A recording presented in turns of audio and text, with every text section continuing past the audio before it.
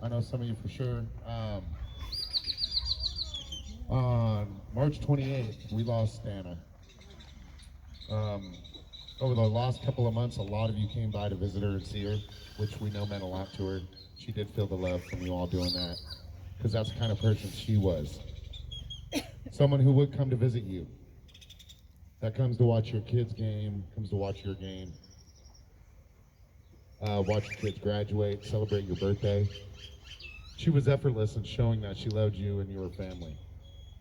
Sometimes that meant giving you her opinion, whether it was a popular one or unpopular to you.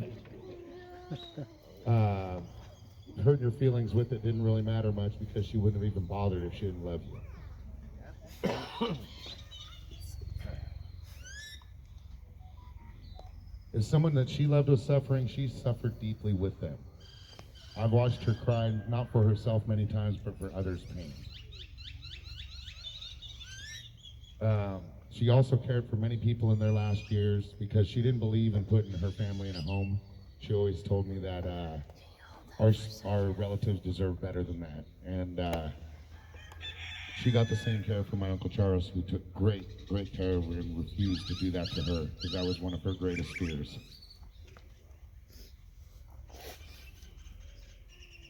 He cared for her tirelessly just so she could be at home with her family. Unfortunately, as we all know, too many of us, some of these younger generations will learn, we have a great, big, loving, close family. We're a really rare item out there nowadays. And it comes with lots of blessings and love and birthdays and celebrations, but it also comes with lots of times like these where we come together to remember the ones that we do lose. And having such a large family, we're going to have a lot of these. So, celebrating their life is really important, and carrying on their memories in our hearts. It's just something that we have to deal with. It's the drawback of being so close and having all you show up for Stana and all of us and Mark and the family. That's just the love that you guys have and we all have together.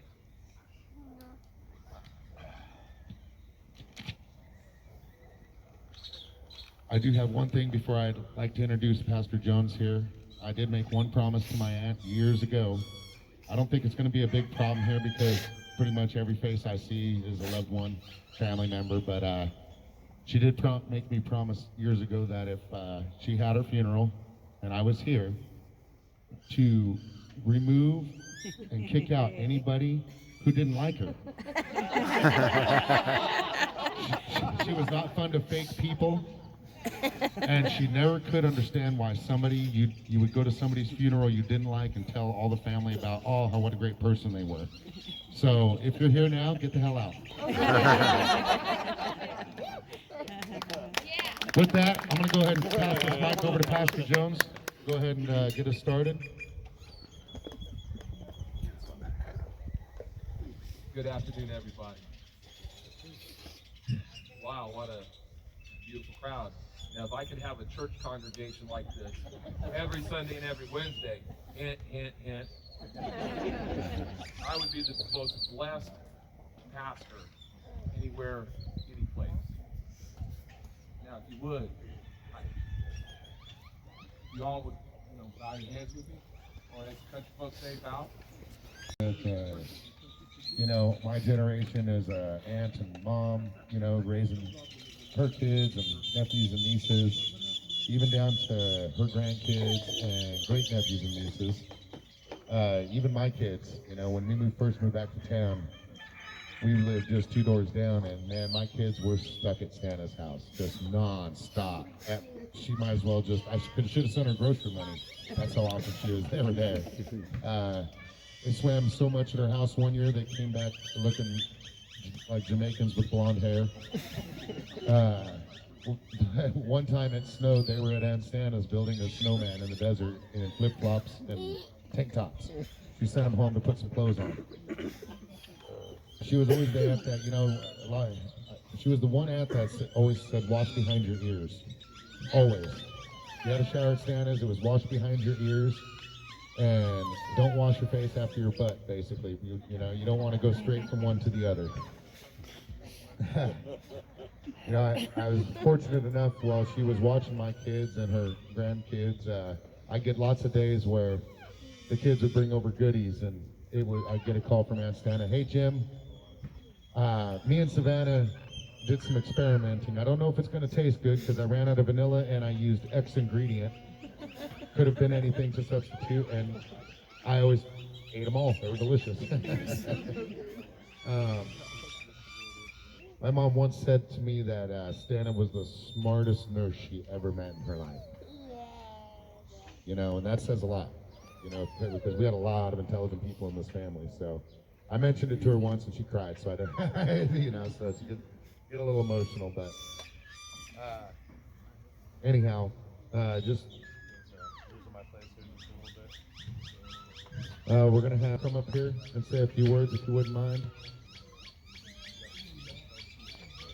We're missing action, Uncle Paul. In the front here. Where it begins, I can't begin to know it, but then I know it's growing strong. It was in the spring, and spring became the summer. Who'd have believed you'd come along? And touching hands, reaching out, touching me, touching you, sweet Caroline, ba ba. Your times never seem so good. Sweet Been inclined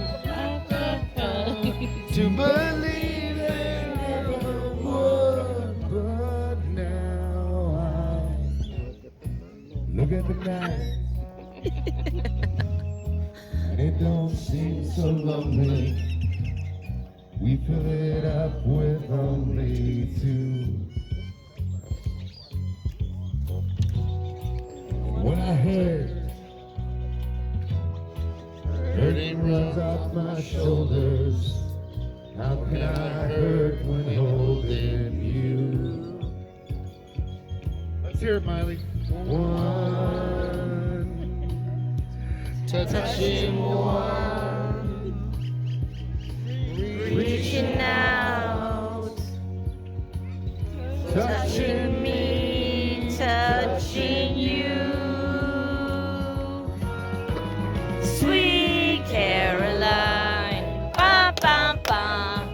times never seem so good. So good, so good, so good, sweet. Being inclined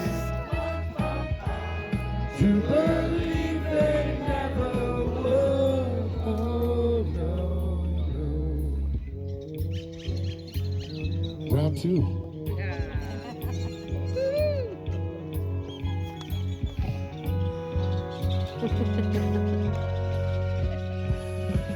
Sweet Caroline, bum bum bum. Times never seem so good, so good, so good, so good. Sweet Caroline, bum bum bum. I believe it's good. Sweet Caroline, bum bum bum. Good times never seem so good. So good, so good, so good. Being inclined Bum, bum, bum. to believe they never would. Oh no, no. Good job, everybody. Woo! You all passed.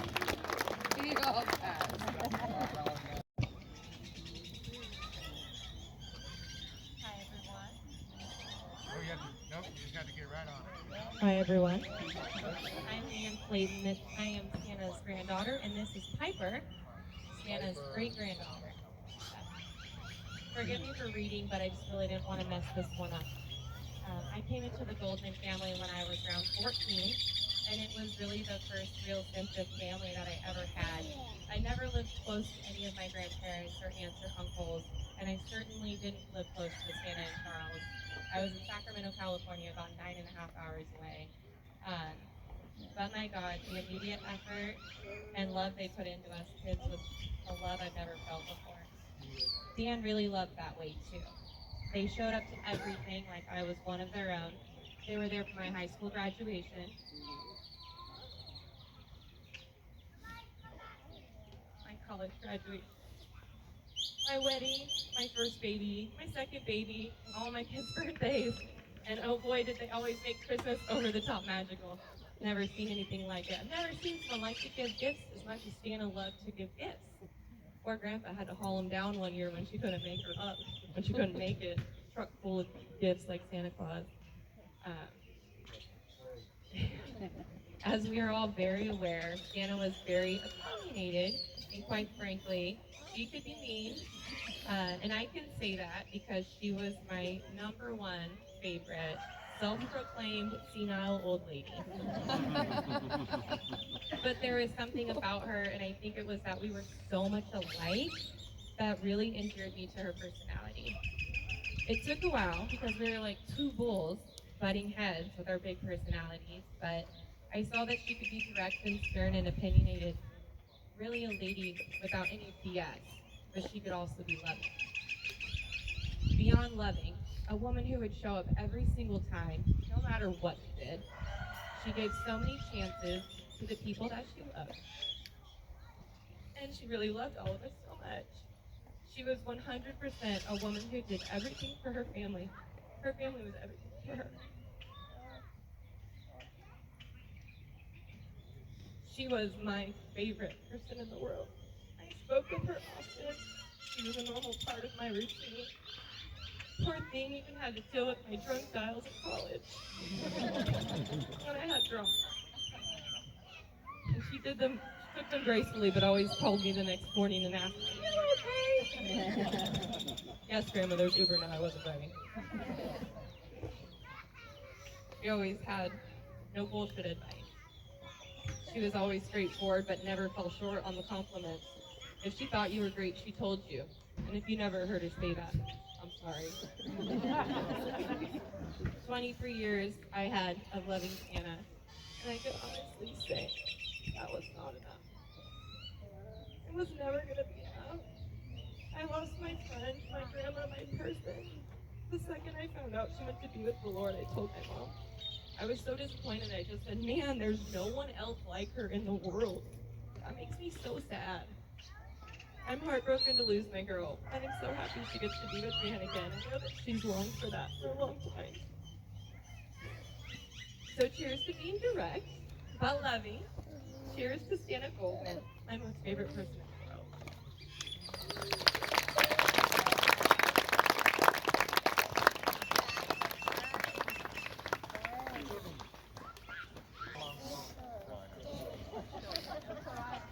You guys are just going to listen to me.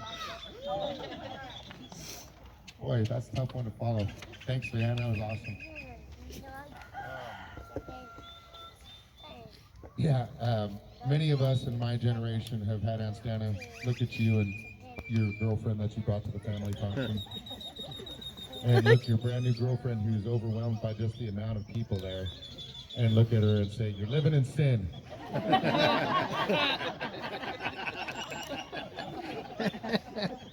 It was always a good impression to make. I will say that when my Desiree, who's been with me for 27 years going on now. The one that I've been with for 27 years. She was warned by her other sister-in-laws at the time that, "Ooh, you're gonna go meet Aunt Stana? Ooh, watch out. She's pretty mean." Desiree fell in love. I don't know who replaced my Aunt Stana at that party, but apparently it was, "Hey, girl, come over here and have a drink with me and your Aunt Phyllis." Oh, she's wonderful. So I guess Des kind of got a little bit lucky there. Yeah, we give a lot of credit to the jokester as our Aunt Phyllis, who's also passed, her sister. But I will say one of the best ones that I've always remembered is we're driving up to Vegas to go watch Disney on Ice at the Thomas and Matt. And on the way up there, Mark and a couple of the neighbor kids that went with us were in the back, and I'm up front visiting with Aunt Stana, and I wasn't paying attention and drifting off, and she locked the brakes up, screamed her head off, and threw her hand over my chest. Scared away. And yeah, it was nothing. It was just to scare me away. You know, and even had somebody say, you know, I'm really sorry you lost your aunt. You know, she was a real sweet, you know, kind lady. You know, just a sweet person. And I said, well, she was an ass. She was an ass and got rude. Just like me, just like my dad, and just like 50% of you family members. That's just a family trait that we got in this bloodline, is to be upfront, you know? I mean, so you gotta love that. It was great. Somebody has to take the mantle on that. I vote Mark.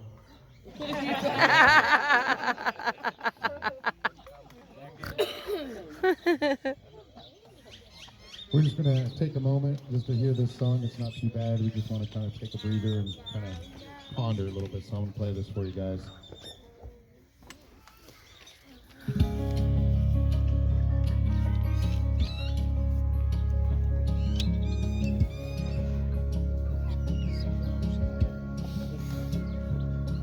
You can tell your old man you'll do some largemouth fishing in another town. You just got too much on your plate to wait and catch on. You can always put a rain check in his hand till you can't.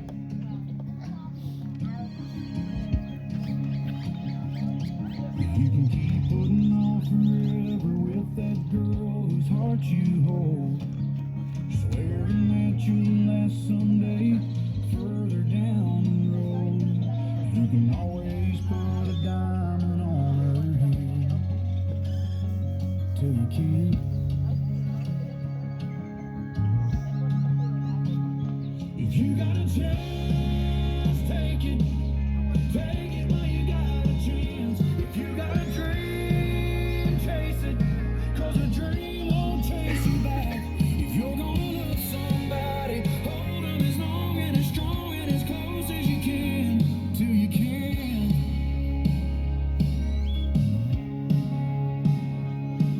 There's a box of greasy parts sitting in the trunk of that 65, still waiting on you and your granddad to bring it back to life. You can always get around to fixing up that Pontiac till you can. If you got a chance, take it. Take it while you got a chance. If you got a dream, chase it. 'Cause a dream won't chase you back. If you're gonna love somebody, hold them as long and as strong and as close as you can, till you can. So take that phone call from your mama, just talk away, 'cause you'll never know how bad you wanna, till you can't someday. Don't wait on tomorrow, 'cause tomorrow may not show. Say your sorries, your I love yous, 'cause man, you never know. If you got a chance, take it. Take it while you got a chance. If you got a dream, chase it. 'Cause a dream won't chase you back. If you're gonna love somebody, hold them as long and as strong and as close as you can, till you can. Yeah, if you got a chance, take it. Take it while you got a chance. If you got a dream, chase it. 'Cause a dream won't chase you back. If you're gonna love somebody, hold them as long and as strong and as close as you can, until you can. Till you can. I don't know. Can we hold up for a minute?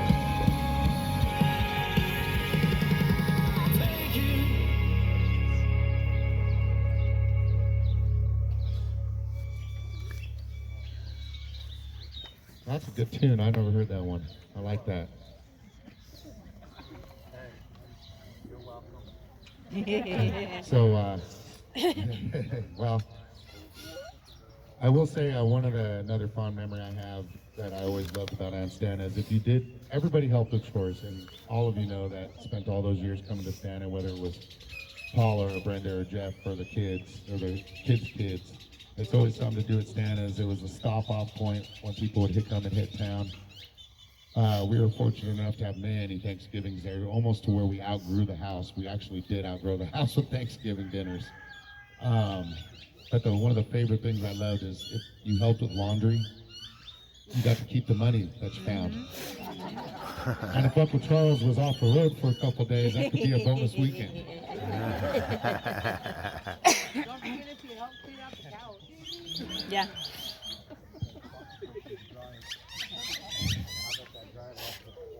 And you know, I mean, while I am the favorite nephew, I don't want you guys to feel bad about it. He said nephew, Mark. She loves the rest of you equally.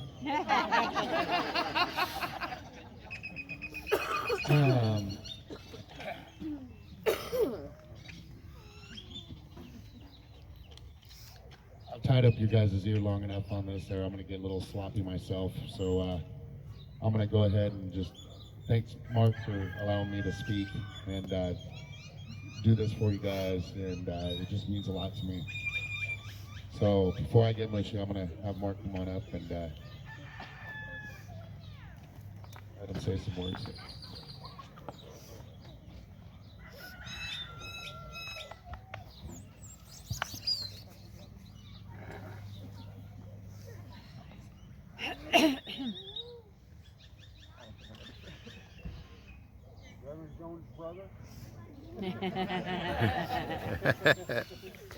I don't win it. I don't need the mic. I don't win at a lot of things, but a gorgeous spirit I'm pretty good at. It's a little dusty out here, so if you can't see my eyeballs, don't judge. As the foolers know, I've recently kind of basically been installed as Sharon, the guide down the river Styx, as you will. For some reason, the family likes to hear me talk. I don't know why. I might be a little more elegant than Jimmy, but What? I might be a little more elegant than Jimmy, but he still puts good words together. We got to hear some great stories from Uncle Paul about her youth. We got to hear some wonderful, loving words from her granddaughter Leanne about what it was like to be an outsider and become a part of the family and experience her love. But this is this is my proportional part of her life, as Paul Harvey would say, the proportional rest of the story. I jinxed myself on speaking more eloquently. Gotta do the whistle. She would have turned 76 on Thursday, and in June she would have been married to my dad 50 years. My dad asked me to come up with some words for headstone that describe her best. And those words, in my opinion, are family, compassion, and with compassion it incorporates love and passion and conviction. She also has a special word. Many of you know it, and we're going to get to it. And when you hear it, you're going to laugh because you've all heard it, especially you males in this family. So family. She absolutely loved her family, from her grandparents, aunts, and uncles that she idolized, all the way down to her great-grandchildren, not to exclude a single cousin, however many times removed. There's a lot of removal in this family. From stories of late school nights, horseback riding with Uncle Joe, and getting in trouble for that, to gathering up all the Wombo girls away from their husbands and ornery children and dragging them on craft shows all over the countryside to look at dolls and all kinds of other stuff, fabrics, whatever else. She loved her family. But the most important family to her was kids. Between the ages of potty trained and hormonal attitudes. Her version of the American slogan, "Send us your weak and weary," was "Send me your kids, the wild, the creative, the picky eater. Parents, go away." Yep. Sloppy handwriting, the pen died out on me. I was writing so fast, so nervous, whatever.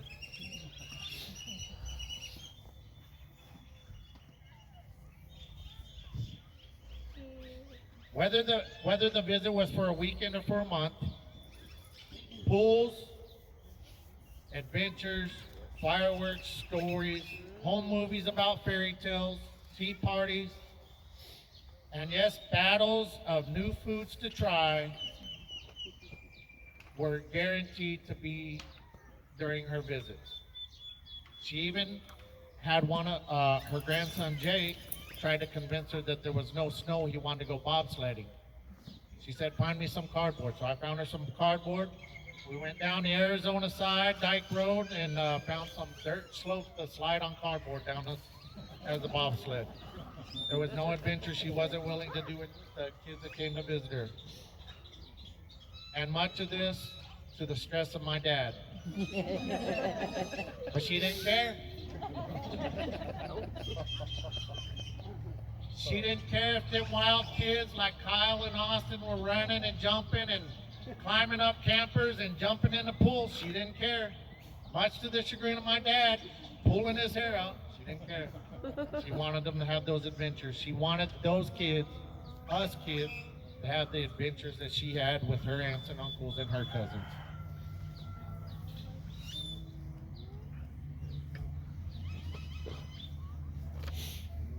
And if you stayed with her, you were welcome to stay anytime until you crossed that line. Sometimes I was kicked out because I crossed the line. Now our compassion, and again, which incorporates her love and passion. From the completion of her nursing school, and if you're not quite sure what that's like, we have some nurses and some medical staff here, Miss Mandy, my Aunt Pat, Vanessa Evans. I don't think she's here, but if you don't know what it takes to be a nurse, ask these girls, ask these ladies. Caitlin. Jake, sorry I forgot, I apologize. It's not easy. I'm sure they tell you the medication test alone to drive you crazy. But she did it, and she did it well. And it wasn't just because she wanted to be a nurse, it's because she loved and cared. And she did such a good job in her early years that she had come across a nice lady that adored her.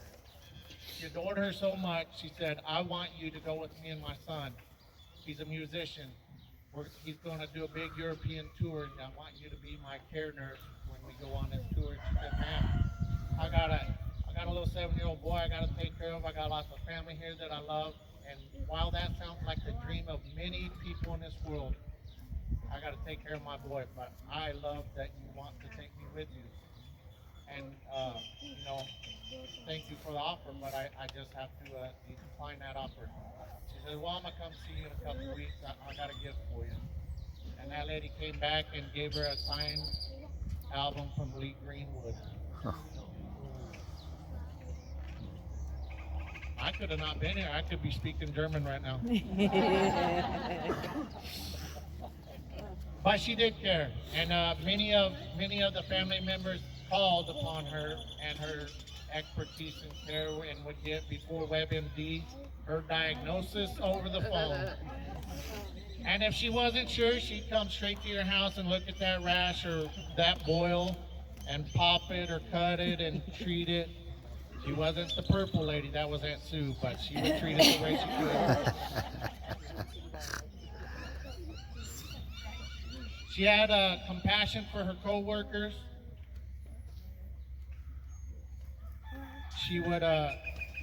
She loved the people that when she got the needles, And I will mind you, when she became a nurse in Needles, she was making $8 an hour as a nurse. The wages weren't good. But she loved the people in Needles, and she loved her coworkers, and she loved Needles in general, not just her family. She had a compassion for the people in her life, and when there was a strike for a wage or a strike for to save teachers' jobs, she was at the school district. She was at the city council meeting, and she would love and fight for those people that she thought were important in her life. She also had a great compassion and love for her family. And the only person that went to more family sports games because he found the cheat code was Uncle Joe. He got a bussing job and he went to every game he could. But my mom. Back to Needles in Phoenix, I was talking to her and I said, Stana Fuller. I said, do you happen to know a Jim Fuller? And she said, oh yeah, that's my little brother. And I said, oh, I graduated with Jim. And she goes, oh, you did? That's cool. Unbeknownst to us, that a year later, Jim and I started dating, and he took me to meet the family. I come from a small family. I only had a couple of brothers, no grandparents around, no really aunts and uncles, so it was very small. And I went over to meet the family. It was a little scary. Not only the fact that, I thought they were great, but you never know how they're going to take it. I'm a divorced lady with 2 little kids. This is a guy that's never been married. So they were more than welcoming. Kind of eyeballed me a little bit, went around a little more, and then Jackie told me years later, we always knew he was going to marry you. And I said, why? Because you're the only girl he ever brought to me. So that was a good thing. When Jim and I decided to get married, Stan and I were doing something together, just the 2 of us. And she looked at me and she said, Pat, I'm going to tell you something. And I said, what? She goes, don't marry my brother. And I said, I'm thinking, oh my God, she doesn't like me. There's something wrong. And I said, well, why? And she said, because I like you, and he's an asshole. What? She says, I like you, and Jim's an asshole. I know, I was raised with him. She said, no, don't marry him. Well, went ahead and got married, and a few years later, after I went into my nursing career, which she pushed for me to do, and she was wonderful. She actually was one of my trainers. She was terrific. I loved working with her. But I said to her one night when we were going to shift at the hospital in ICU, I said, you know what your damn brother did? She goes, I don't want to hear it. I told you not to marry the asshole. Stana is one of those people that I dearly love. She sugarcoated nothing. She was stubborn, which was unfortunately an extreme family trait because they never gave up. Jackie, Stana, Phyllis. I think Susan, when it got to her, she was okay. She wasn't a fighter like the rest of us.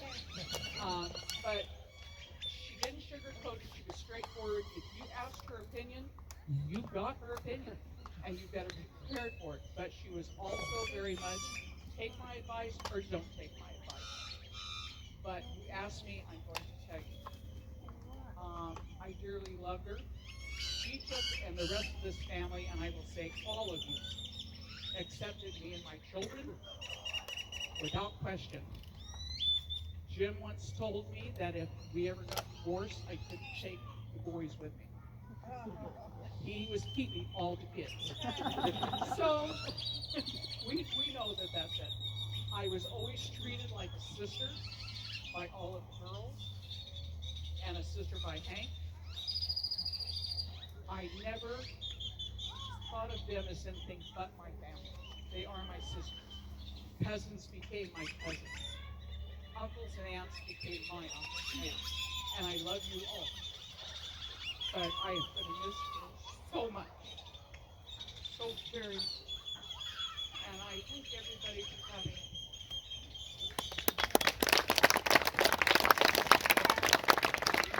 I want to know what Susan and John did where everybody's talking so good about them.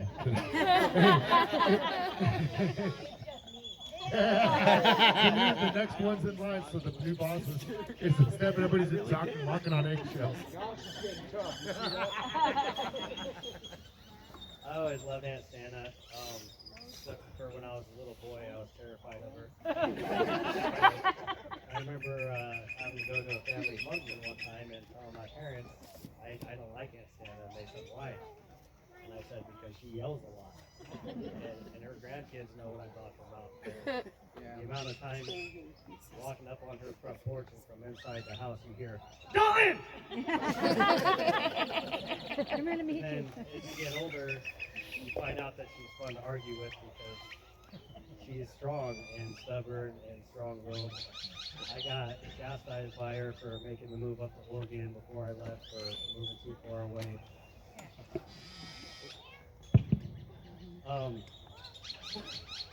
Jimmy had talked about the family being generational, and I always kind of viewed her as her, my grandma Phyllis and Jackie were kind of the three elders to me in the family, and I'm glad that they're reunited again and that the sisters are back together.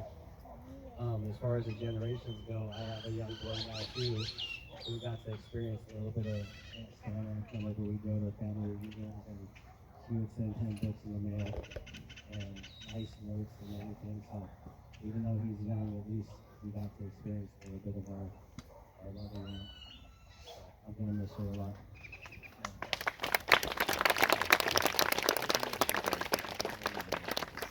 I'm not gonna stand Don't, it. I got you. You kept me warm. And I got my letter. You got to really swallow that mag. Like right there. Like Really, really, Jimmy, behave yourself. Behave yourself. inappropriate. Yeah, don't be a dumbass. There is not one childhood memory that does not include my Aunt Stana and Uncle Charles. She wasn't joking. There you go.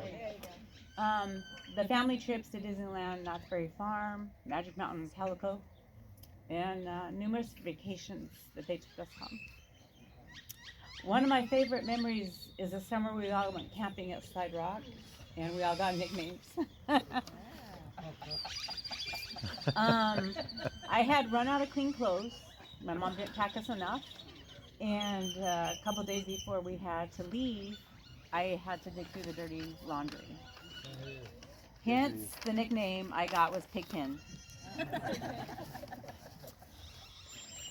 All of our cousins always claimed to be the favorite of certain people in our family. If you think you were Aunt Stana's favorite, I hate to burst your bubble. Jimmy, don't be sad.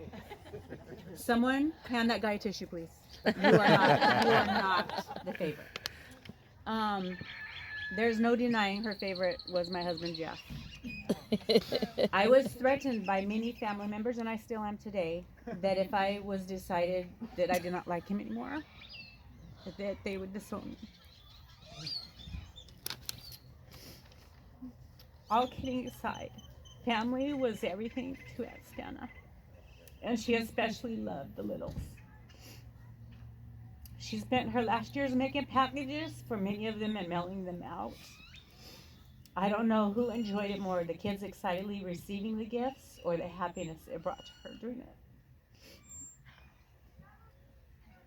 The little notes she included should be treasured by all who received them. I know my grandkids have saved theirs, and were very special to them. She was a person who most of the family reached out to with medical questions or concerns, and she was always there when you needed her. She was the first person that reached out to me and my sister and my siblings after losing our own mom, and she packed a bag. And she came by our side and did not leave until we were all okay. Aunt Stana, we thank you for your guidance, your support, and for sharing your values and traditions with all of us. And thank you for sharing your knowledge of your ancestry and of our ancestry, and for passing on all the inspiration to our next generation. I love you, and you will be terribly missed.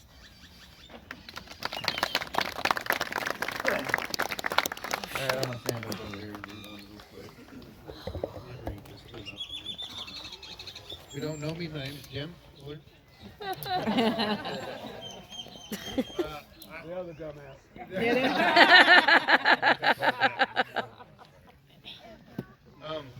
One of the biggest memories I really remember, I have tons of them, but one that really stands out is when I was young. We were, what?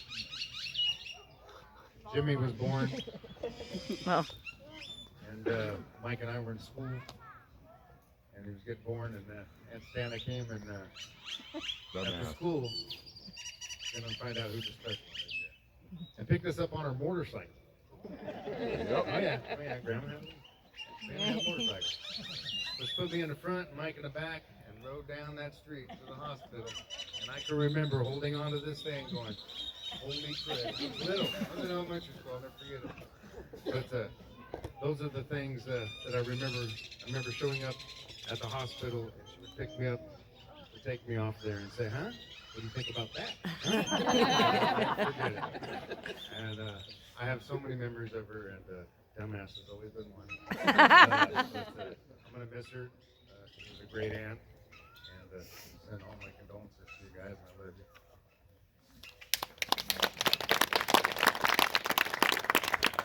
One thing she was good about, I think she was the one family member in our family that kept a thumb on the pulse of everybody in the family.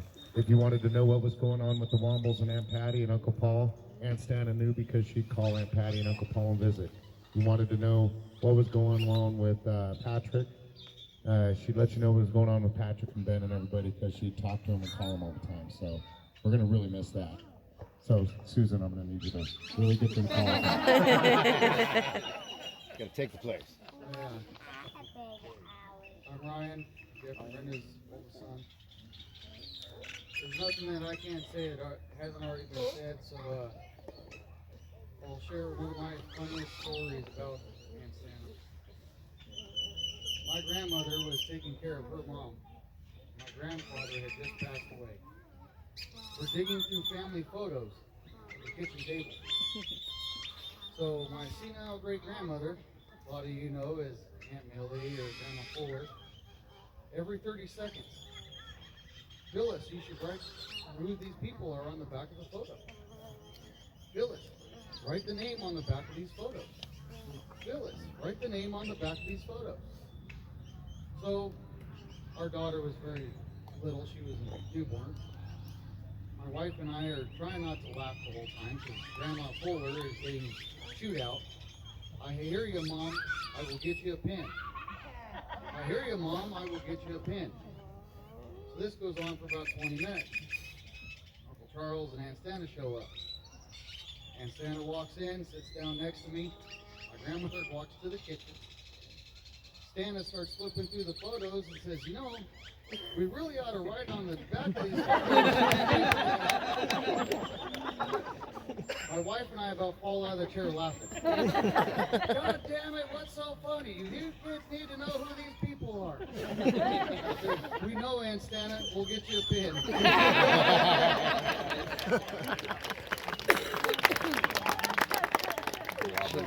that's great. I'm Jimmy's youngest. Fabio.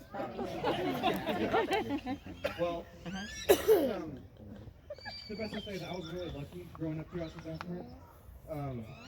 It allowed me to make a lot of connections I didn't know I needed. Made me feel like more a part of this whole family that we have together.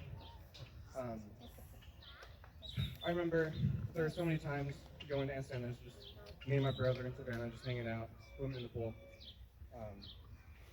We would be in there for hours from like 10 a.m. to 3 p.m. But during lunch, she would be like, "Hey, I have sandwiches for you guys," and she would call us in to have these sandwiches. And I'm a picky eater. I did not like a lot of things.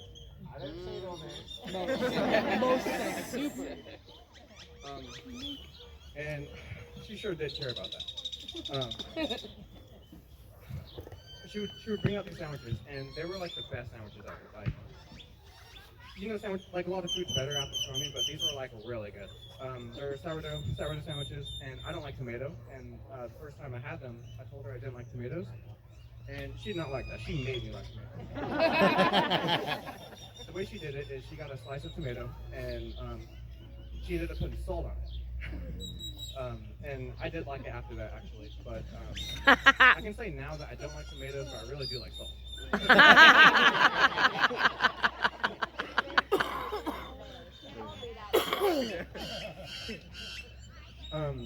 She taught us a lot of table manners. I remember this memory of me, Savanah, JJ, and Aunt Stana eating at the table. And my brother is eating with his shoulders on the table, or his elbows on the table. And His she didn't like shoulders. that. She's like, JJ, take your elbows off the table. And he would just keep on doing it. She ended up bringing out this pickle, and she put it on the table. I don't know if any of you guys know about that, but it makes you feel shamed. It does. I had a lot of great memories with her. She was the first person I had a job with to make money to buy whatever I wanted. She was the first home number I remember. I remember calling her house 24/7. I don't know how she could get annoyed with me. There's times where me, Savanah, and JJ is playing the Wii in the back, being really loud, and then next thing you know, she's in there yelling at us to be quiet. She was really caring. Before Mother's Day, she would call us over, and then we would make these we would make gifts for our mothers, and it was so kind for her. This one time we made this pencil holder, or like a pencil holder thing, and we used hot glue and a whole bunch of like beads. The hot glue did burn. Still have it. There were days where she called me and my brother over, and Savanah was already there, and we would pick grape trees out of her tree, and it'd be ripe grape fruits. But she would make us climb all the way up the tree to get them. Like, we were getting the ripe one. Hey, dumbass, it's right there. She got me to eat ripe pomegranates. I never knew I liked them until then. But some of my favorite memories is, since I can remember, every 4th of July, she would take me, Savanah, and Jada to go into the fireworks. And yes, there was a lot of ooh and ahs. But the next 30 minutes the next 30 minutes before the ride home, we would all talk about like if the finale was either good or bad, which one was better, which one sucked. And it's sad that the next 4th of July I'm gonna spend without her, but she's always gonna be there, just sitting next to me, ooh and ahing. Yeah, that just kind of tells me like what kind of person she is. She's really caring and open, and she will change you for the better. And I think that's all I have. Hold on, wait. Weren't you the one who taught you there were different kinds of potatoes? Yeah, oh yeah. Oh, I did not like potatoes. At the I would like almost grow up to the taste of them. Since he was a baby. Until I learned there was mashed potatoes, and I did not know that was a thing until Aunt Stana at a family reunion got me to eat some mashed potatoes, and now they're like one of my favorite foods.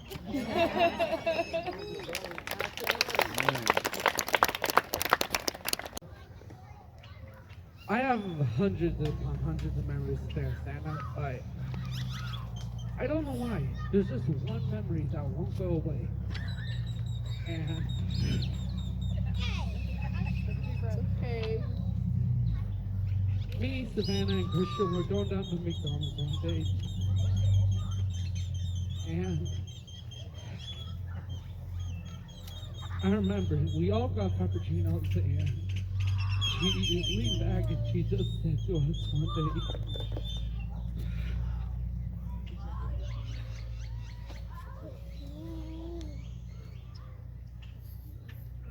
she said, "These are the memories you're going to remember." I didn't understand it back then, but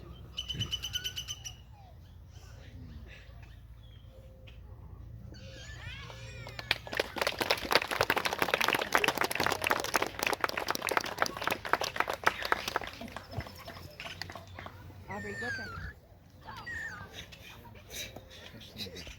Stana was mine.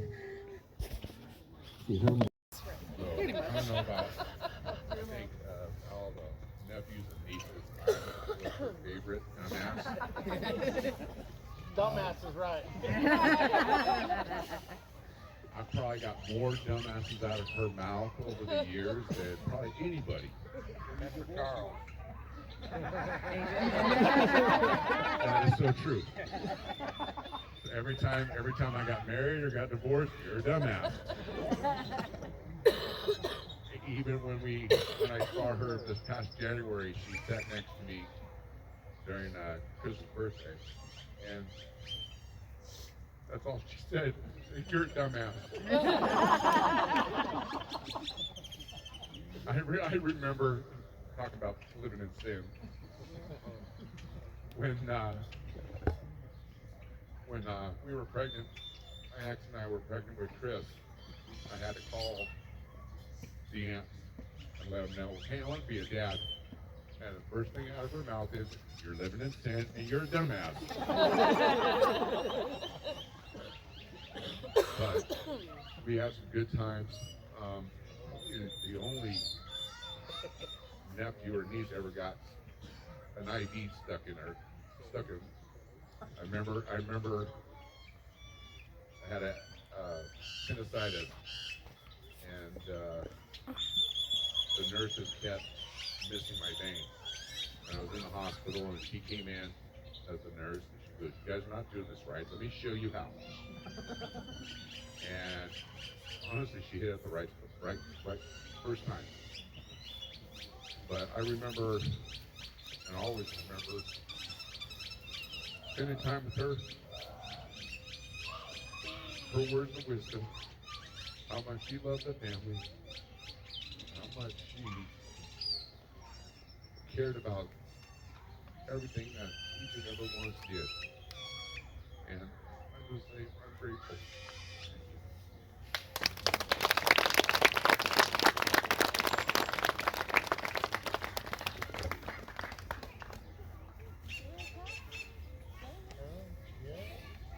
Okay. It's all you.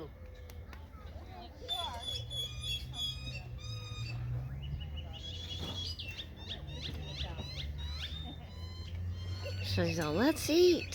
These two are my great grandma's birthday and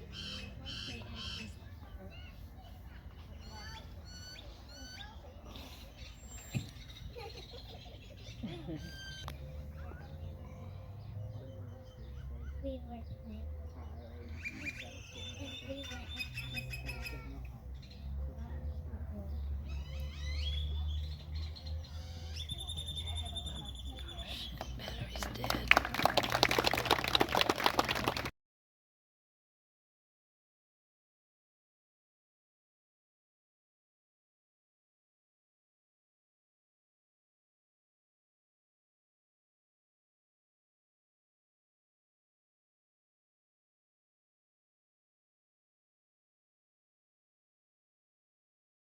And I would cook a pot of beans and she'd rejoice. It was all good.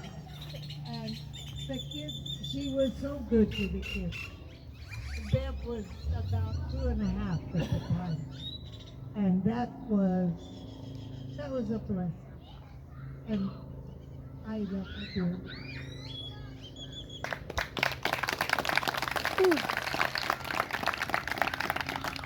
I'm Stana's first cousin, and she and Jackie and Phyllis and Jimbo were all a little older, so they were the really super cool big kids to me. And we just loved to hang out. I loved hanging out with them. They were babysitting me, but we would just walk downtown. And I thought that old song about downtown, I thought that was about us. And we had some great times.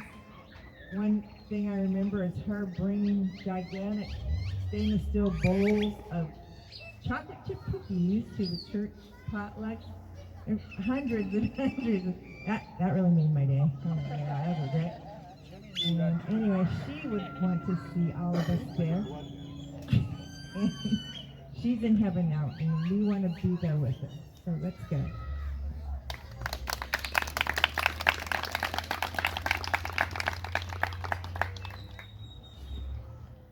Don't give that to Ben. We don't know how to talk.